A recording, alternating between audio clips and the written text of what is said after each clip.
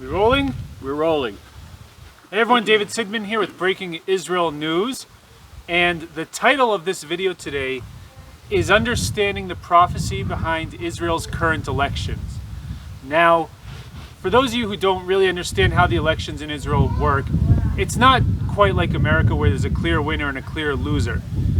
And case in point, even though Benny Gantz and his blue and white party got 33 seats while Netanyahu and his Likud party got only 31, as you can see, there isn't a clear winner, because what they have to do is they have to gather a coalition of 61 seats, which means they have to draft people from other parties to form a coalition that equals the number 61. Until now, neither side has been able to do that. And I'd like to say that a lot of right-wingers are frustrated by the situation and they're upset that things aren't going their way. Bibi's so used to winning. Suddenly, he's not a clear winner here. People are talking about another round of elections, and everything seems completely stuck in the Israeli government, which is a big problem from a geopolitical level, because you have Hezbollah threatening war with Israel, you have attacks obviously from Gaza that are ongoing, and then there's Iran. Iran is heating things up in the entire region, and meanwhile Israel can't even form a government. So here's the thing. For those of you who are right-wing and upset about the situation with Netanyahu, Netanyahu has no one to blame except Netanyahu. And Shaked has no one to blame except for Shaked for the current situation. Because if they just did one right-wing thing, if they just executed one promise that could somehow brand them as right-wing, we wouldn't be in the mess we're in today. I want to point out that another aspect in which it's not like America is that you have different parties in the right. So I remember in the last time Netanyahu ran, a lot of people who were right-wing, their intention was to all vote for Likud, even though it was not the right-wing party that they wanted. Just because if you have too many right-wing parties, you actually weaken the chances of one right-wing party get in, and you might end up with a left-wing government.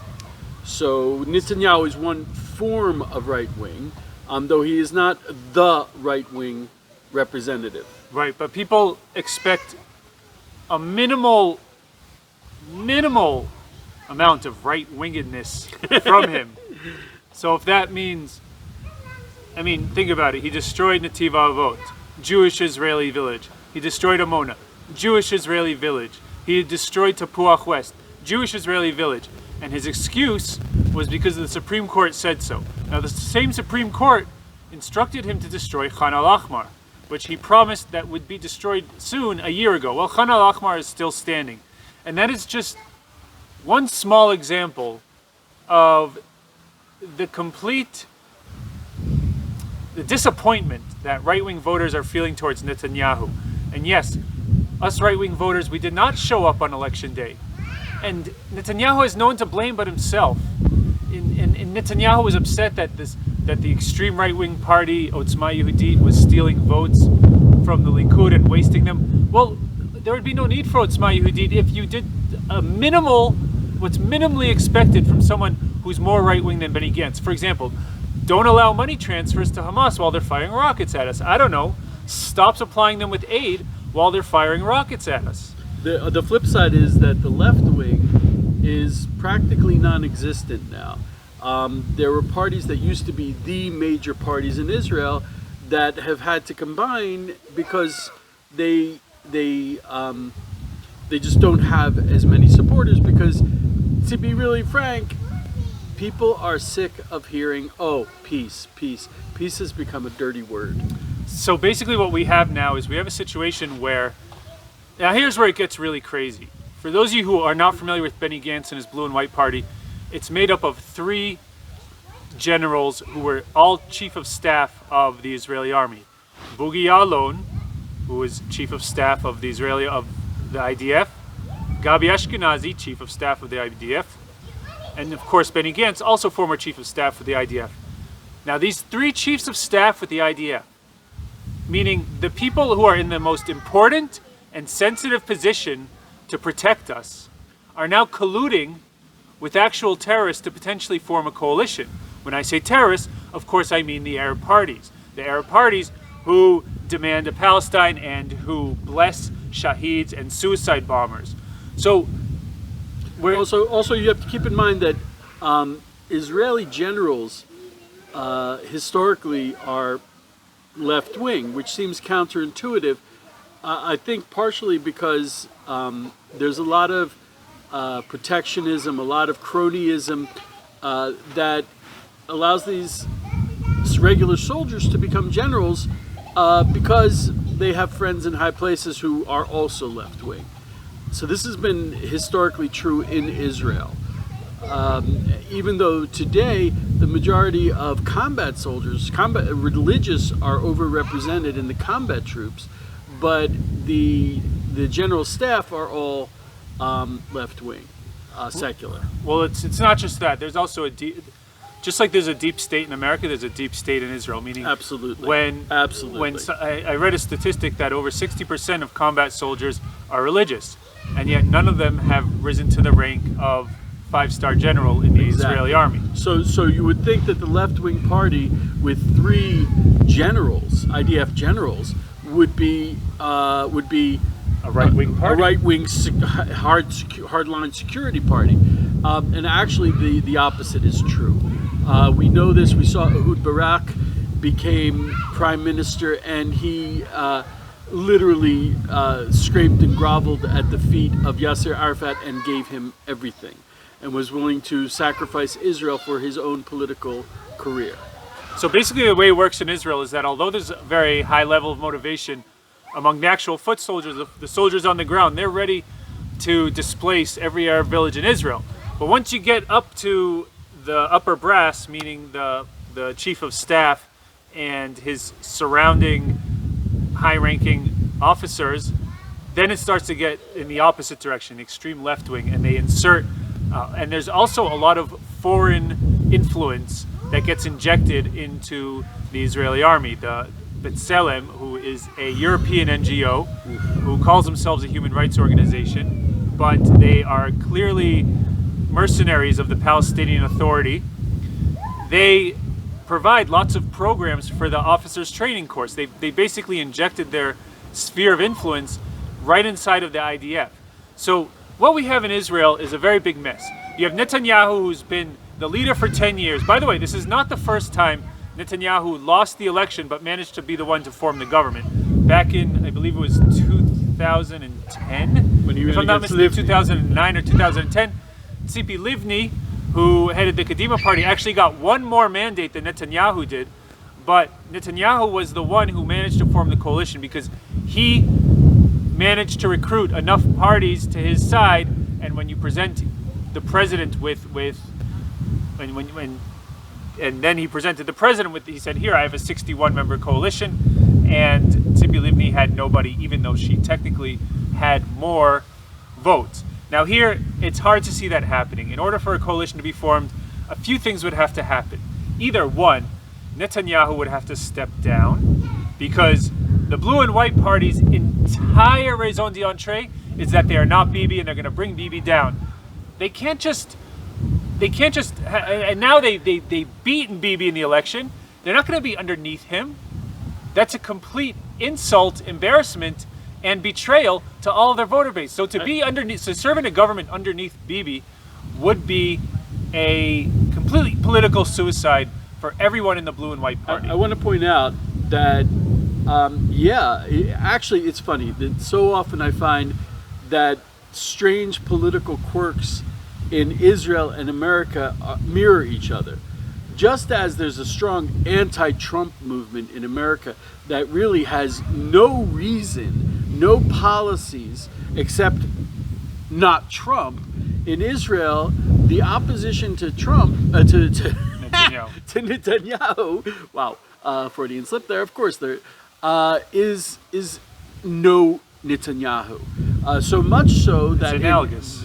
Yes, it's entirely analogous. In 2015, there was the Obama State Department funded V15, an organization that was anti-Netanyahu in the elections. Obama used the U.S. State Department to try to campaign against Netanyahu. So that is a left-wing thing. An anti-Netanyahu is a sentiment. And I just want to point out that that's another reason why there's been a lot of talk about a unity government. And if there's any consideration given to the constituency, the people who voted for Netanyahu probably did so, at least I did, because we don't like Gantz. Because we know that It's the lesser of the two evils. the lesser of the two evils. And the people who voted for Gantz did so because they don't like Netanyahu. So if you form a unity government between Netanyahu and Gantz, you're basically going to make everyone angry. And I also want to point out that there is a history of unity governments in Israel. It's an unfamiliar concept for Americans. It's not, because in the very early days of America, the vice president was the second most popular candidate. So you would frequently have presidents and vice presidents who represented diverse, if not opposing, platforms. But also in Israel, we had what we called the stinky maneuver, which was an attempt at a unity government between Shimon Peres and Yitzhak Rabin. And basically what they said is, okay, Shimon Peres will run the first 2 years, he'll be the prime minister, and then the next 2 years will be Yitzhak Rabin. And what happened was, at the end of 2 years, Shimon Peres said, I don't think so. I'm doing really important stuff, so I'm not going to give up the prime minister seat. And he was basically forced to give up the prime minister seat. But you have to have a lot of faith in your opponent to allow that to happen. Which doesn't exist. If Netanyahu, here's the thing. Let's say they do combine and form a rotation government where Benny Gantz does 2 years and Netanyahu does 2 years. The most important question is who gets to be the prime minister first? Because if Netanyahu is the prime minister first for 2 years, here's what's going to happen. He's the prime minister for 2 years. After 2 years, when it's Benny Gantz's turn, he'll suddenly break the coalition and call for elections. Benny Gantz knows that. Right. And Netanyahu's not going to let Benny Gantz go first. Benny Gantz doesn't feel like he should let Netanyahu go first because technically Benny Gantz got more votes. So and Gantz is so desperate, and his generals are so desperate to replace Netanyahu, they would rather form a coalition with terrorists than see Netanyahu continue in his office. And I'm going to repeat that because this is extremely important to understand. It's extremely important, and it's very difficult to believe that this is the case, but it is simple and it is true. Benny Gantz, Bogi Ya'alon, Gabi Ashkenazi, 3 former chiefs of staff of the Israeli army who were tasked with protecting the entire state of Israel, were privy to the most sensitive, confidential secrets of Israel's security, would rather form a coalition with enemy jihadist terrorists than see Netanyahu continue serving as prime minister. Now, on the one hand, I also want to point out what that means, if it happens, God forbid, is that you could have a person with ties to Hamas, close ties, because Hamas and the PLO have made alliances in the past, and also have hated each other in the past. You would have someone sitting in the security cabinet of Israel, someone who is privy, who is actively taking part in the planning of the security of Israel while we're under attack, and that person would be aligned with Hamas. And let's say they do form a unity government. Let's say Netanyahu and Gantz do form a unity government. Well, you know who's head of the opposition in that case? Oh no. Ayman Odeh, the Arab party list, which means that he will have a state-appointed bodyguard attached to him 24/7, and he will also be privy to security updates. So if they do form a unity government, it's going to be really bad also. Additionally, the reason it's so stuck is because in order for Netanyahu to form a government without Gantz, he would need Lieberman, who is traditionally right-wing, but there's just one problem. Lieberman is not ready to sit in the same coalition as the ultra-Orthodox Haredim. So now Netanyahu has that problem. Gantz would like to have Lieberman with him. Lieberman is kind of this wild card here, who everyone's trying to see if they can get him on their side. Lieberman will not sit with the Arab Party. He hates the Arabs way more than he hates Haredim, the ultra-Orthodox. So Lieberman is kind of in the middle, just basically smoking a cigarette and laughing at both of them. And for all we know, he's going to call another round of elections, and who knows, maybe he'll get more powerful. But right now, Lieberman is difficult to understand. He's Russian, so he's a totally different headspace. I've never understood him. No, I understand. Do you? I don't understand him. I understand his move. Lieberman in the last election got 4 seats. 4 seats in the last election. Lieberman said, 4 seats is one government close, one election cycle closer to being extinct. I don't want to be extinct. Because I want to three, continue. 3 is the minimum. No, 4 is the minimum. 4 is the minimum? 4 is the minimum. Oh. But, and he made it in. He made it into Knesset, but that would have been the last time he was in the Knesset. Because Lieberman has basically cornered himself into irrelevancy. There's no difference between him and the Likud. He served as defense minister for 2 years and did absolutely nothing, even though everyone had very high expectations of him. So Lieberman said, what can I do to reemerge and to come back more powerful than I was before? He said, oh, wait a minute. A lot of Israelis do not like the ultra-Orthodox, and they don't like the ultra-Orthodox telling me how to live my life. So I'm going to make an entire campaign against the ultra-Orthodox. And no one else was really doing that, not even Lapid. Lapid did that a couple of years back, and he did really well. Lieberman took notes and said, Lapid is not attacking the ultra-Orthodox. I'm going to step in and do that. He made his entire campaign about attacking the ultra-Orthodox, and that boosted him from 4 seats to 9 seats. That's more than 200% uptick in an election in just a matter of months. That's almost unprecedented. It's difficult to understand, but there are sections of Israeli society that see the real enemy as the ultra-Orthodox Jews, and more so than the Arabs.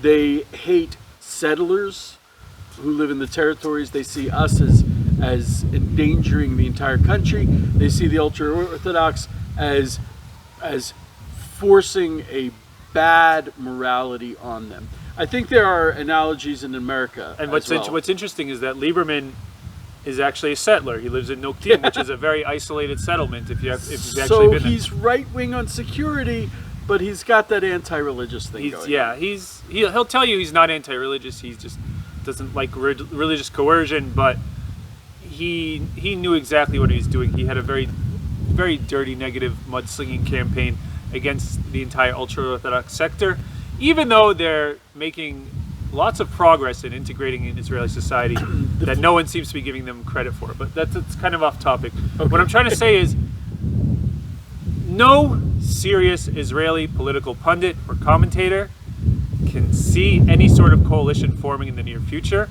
which means one thing. We're going to see another round of elections. We get another day off. The fact that we just had, the fact that Israel has failed to form a government in May is unprecedented. It's never happened in the history of Israel. And now it looks like we're going to head to another round of election, which is double unprecedented. And when things that are unprecedented happen in Israel, there's usually some kind of prophecy behind it. And Eliyahu, this is where I'm going to give you the floor and kind of just fill people in as to what is going on today with this gridlock in Netanyahu and Gantz trying to form a government, and how is it connected to prophecy, for those of you who haven't read his articles. Okay, so first of all, I'd like to say I have never before seen so many people from America, so many Christians who are so intensely interested in what's going on in the elections. And I think that's because not just caring about foreign policy and how it's going to affect them. I think there's people are looking to Israel even in mundane secular matters, to express prophecy. Because if prophecy is going to happen, it's going to happen here. Even in things like elections. Elections are important in America, but are they divine? I would say yes, but they're clearly divine. And there have been a lot of prophetic indications about this one. As David said, it's unprecedented. It's something that they did not expect. It's like something coming up and it wasn't written in the Constitution. There was a prophecy by Rabbi Yitzchak Kaduri made 40 years ago that we published, and it became very popular, where he said, if there are elections and no government, get ready for the Messiah, for the Mashiach. Can you say that again? Yeah. If there are elections and no government. And I spoke directly to the gentleman who as a young man heard Rabbi Kaduri say this, and he was like sitting there listening to his rabbi, and he said, I'm sorry, Rabbi, you said something that just doesn't make sense. If you have elections, you have a government. That's why you had the elections. But that's what happens with prophecy. Prophecy is, you think you know what they mean, but then when it happens, all of a sudden you realize what it really meant. Sorry to interrupt you, totally off topic, but you just made me think of a good analogy for those of you in America who still don't understand how it's possible that we had elections and there's no government. Imagine if Hillary Clinton got 120 million votes and Donald Trump got the exact same number, 120 million votes. Wait, is that even possible with the electoral process? Well, No, the Electoral College. But just imagine that there was no electoral college for a second. It's as if there's a complete like tie. the Democrats won. It's basically a complete tie, and the only tiebreaker is to go to another round of elections. Sorry. And Please let's continue. say that happens twice. That's how crazy it is. And not just that it's happened twice, that it hasn't happened in the entire 72-year history of Israel. There's been a lot of elections, So and there's that's been what a we're lot looking of at. there's been a lot of And- times where it was very difficult to form a government. Governments were formed at the last minute because in Israel the political culture is like, you have to form a government. There's elections, we'll force it. We'll ally with people that we would never otherwise ally because you have to form a government. And this time it just didn't work.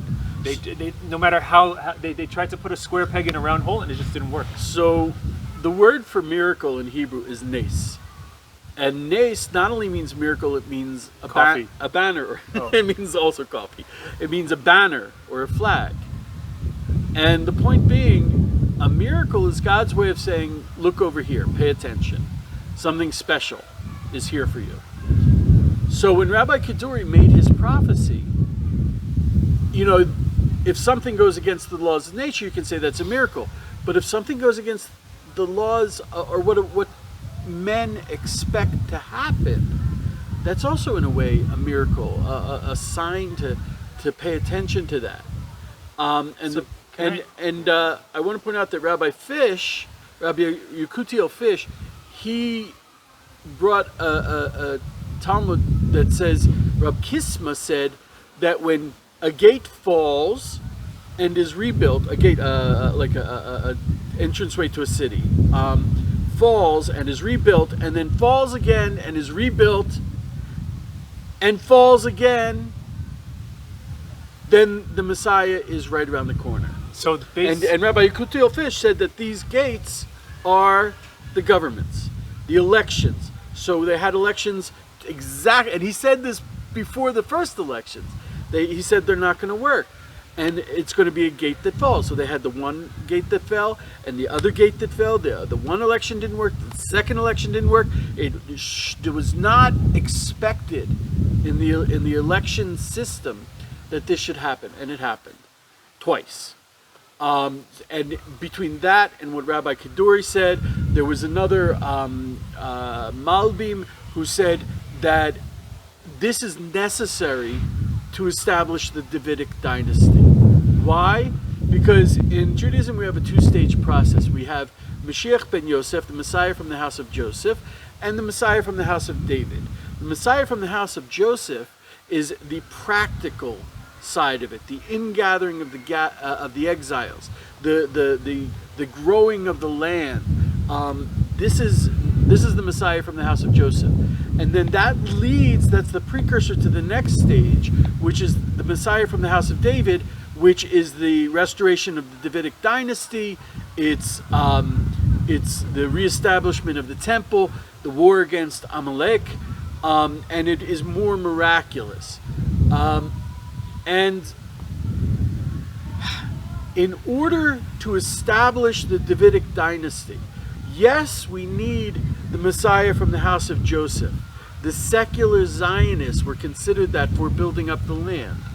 But to establish the Davidic dynasty, you have to build it on a totally sanctified foundation.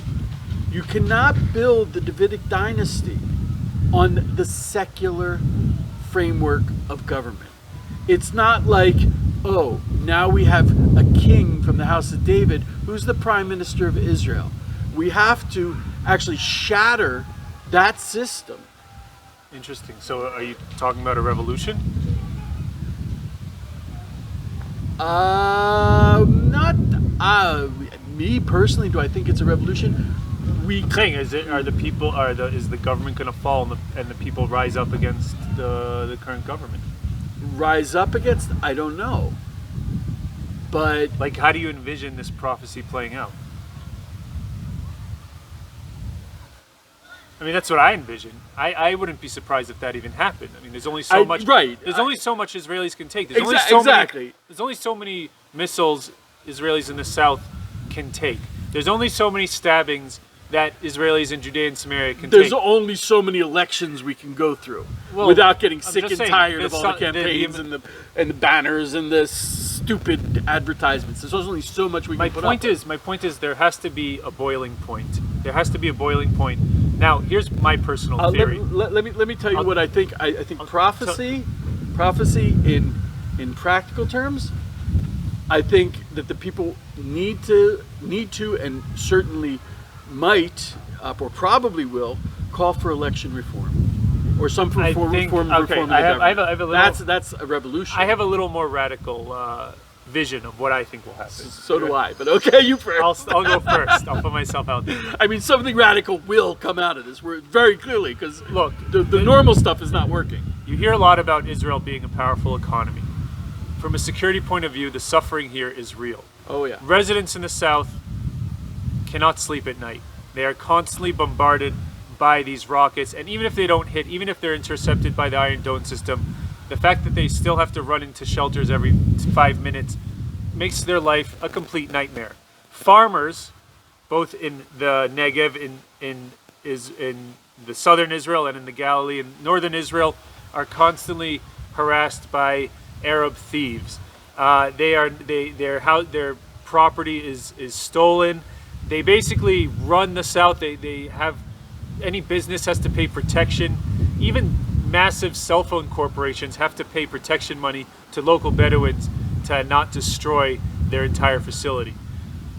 Residents of Judea and Samaria, where we are right now, going to something as simple as going to the supermarket, we know as a high chance of one of us getting stabbed. You want to drive in the street to that same supermarket, your car might get completely pelted by stones. I reported earlier this week that an IDF officer lost an eye from a boulder that was thrown at him in Samaria. In the north, close to where Eliyahu lived, I'll tell you, the only place that I think is actually really like a utopia is the Golan. Everyone thinks I'm in danger, and I'm like, I live in the safest place in the entire world. Well, what's interesting is you live in the one place in the Golan where when Israel conquered it, they said Arabs out, inhabitants out, just like it says in Numbers. And you must drive out the inhabitants from your land, and that's exactly what they did in the Golan. And the Golan is the safest place in all of Israel. Not only is you it leave the your safest, doors open at night. I have not locked my doors in years, literally. There are Druze that live up there, Circassians. There are even Bedouins in the north that I was surprised to find. There are Christians in the Golan. And without this danger, we can coexist. Well, That's no, the point. no. The point that I want to make is, and I'm going to get to it, is that I just realized, there's a big fear in Israel of what will happen if we fulfill the very clear commandment in Numbers 33 saying that you need to drive out the inhabitants of the land, because if you do not, there will be a needle in your eye and a thorn in your side. The Golan is a perfect example where Israel actually did that. They fulfilled that commandment. They took the inhabitants who were hostile Muslims and they said, back to Syria. And they drove all of the Muslim Syrian inhabitants out of the Golan. The Golan was essentially Arab-free. The Jews settled there. And it is the safest place in all of Israel, hands down. Now, you have in the north, people in the north who are constantly living in fear, not only of tunnels from Hezbollah. I'm not talking about the Golan right now. I'm talking about That's towards on the west. The west. To the west of the Jordan River, which is the Galilee. That is on the Lebanese border. You have all this tension. They just blew up an army jeep last week. They are preparing for war, and everyone in the north knows it, and people in the north are very uneasy about it. And meanwhile, you have a government where the former top generals of the IDF are trying to join with the same terrorists who are supporting Hezbollah in the north, who are and Hamas in the south, who are firing missiles on us, and all the Arabs here who are throwing. I was reviewing the news and I saw an old article about Benny Gantz when he was gearing up for this, and he actually said proudly, "I endangered IDF soldiers' lives in order to not hurt more Palestinians." Right. So this is the what kind of general would admit that? This is the moral bankruptcy that has not only affected the IDF, but is now the leading party in Israel. So you talk about changing the system from the foundation. How can that happen? I have one theory. Okay? Here it goes. The only reason why there's no revolution in Israel, the only reason there's no people's revolution in Israel right now, because there should be. The way the government has completely abandoned our security and even colludes with the enemy against the people. The only reason there's no revolution, people's revolution, overthrowing the government today in Israel is because we have a good economy. A good economy. We have a good GDP. People are employed. People are making, we have a very big middle class, which is a sign of a very strong economy here in Israel. Even though there are a lot of problems with the economy, a lot of regulations, extremely hard for small businesses to make it. There's only one sector that's basically dragging the entire economy, and that's the high-tech sector.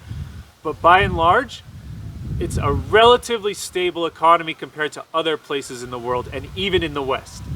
Now, if the dollar crashes, the Israeli shekel is so closely pegged to the dollar, the Israeli economy, are we done? I think we're done. It's not, oh, it's still going? What did that say? I think it switched over. Okay, let's do it. Are we on? Are we rolling? We're on, we're Are rolling. you sure? It's black. It's not red. It's supposed to be red. Are we good? We're rolling? It says we're rolling. All right, we're rolling. So as I was saying, you're going to transition it, right?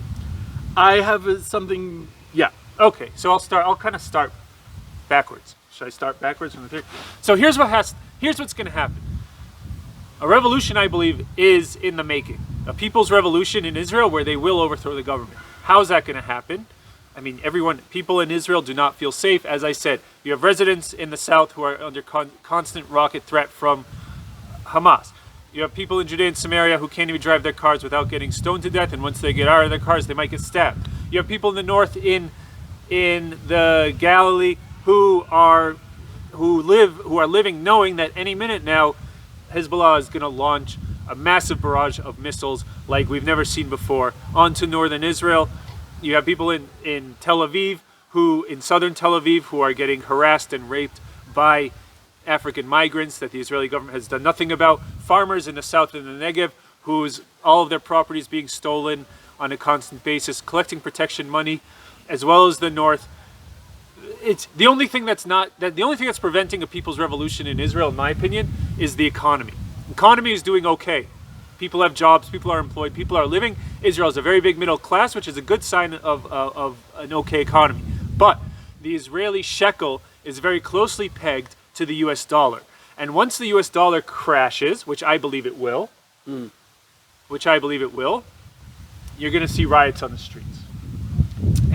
And there's going to be absolutely no reason for any Israelis won't be able to afford, whoops, speaking of crashing, Israelis will not be able to afford to pay the government, and if they are demanded payment, I expect there to be some sort of revolution where, because the truth is, you see it more and more. Israel used to have a culture of loyalty to government because it came from very socialist roots. More and more with social media and with more speculation, with more, things are being exposed much easier now. The media, the mainstream media doesn't control the country like they once did, thanks to social media and Facebook and Twitter. So we're seeing a lot less trust in the media, a lot less trust in the government. A lot of people are very upset. They don't feel safe. They don't feel like they're getting anywhere near their money's worth regarding taxes towards the government. And something's got to give. It's not a sustainable situation. We can't keep paying the government to let our enemies kill us. There is a different option. As an American, and as Americans, I think we have a visceral aversion to monarchies, to kings. However, God said, if you're going to have a government, you should have a king. I think that the Israeli parliament needs a king. And I think that when you said that we've always had this respect for the rule of law and for government, I think it comes from our attachment to the Bible as a people. And even in this case, in this practically speaking, if you had a king, there wouldn't be a problem. There would be no vacuum of rulership. You would have a king. Even if you don't have a prime minister, you have a king. And Malchut David. We got a dancer. We got a dancer. And we got two dancers. We got some backwards. Welcome to Israel. Have a nice day. And so we need a dynasty. And I remember for so long I didn't think. For so long I thought it was impossible since there were no descendants of King David. And in the last couple of years, I've actually spoken to at least 4 descendants of King David on the phone. One is a real estate investor in Chicago. Several are rabbis. I quite frequently quote Rabbi Yosef Berger, who comes from a rather auspicious family, and he's descended from King David. And it wouldn't have to be everyone's afraid of, an evil king. Well, there are enough countries that have evil, democratically elected rulers. The president is kind of like a king. He is. And king doesn't necessarily. And it's funny, but the president in Israel. I'd say the president in Israel has about as much influence as the Queen of England. Right. And I think what they did was a lot of times people who are anti-religious will take a religious concept and replace it in order to avoid having that religious concept. So I think that when they set up the Israeli... Go ahead. I'll just hold it. I think that when... Hi, now it's just me. I think that when the secular Zionists set up the Israeli system, they realized that a king would be a good thing, but they didn't want to have a king because that would imply Bible King David. So they set up a president to serve as a king should. And now, when that democratic system has crashed twice, we see that we really did need a king, and a president just is not cutting it. It's not filling that vacuum of leadership. That was good. Okay, so guys, we'd like to know what you think. If you think what we said, if you have any questions, first of all, I really tried to explain everything from A to Z, but if something wasn't clear, please write it in the comments below. We'll try our best to answer them. And we'd like to know what you think. If you have any thoughts on the formation of the government, if you agree with Eliyahu and Rabbi Kaduri that this does mean that the Messiah is around the corner, or if you agree with my crazy theory that a people's revolution is imminent. Anyways, thank you very much for watching, and Shalom v'lehitraot from Judea, Israel.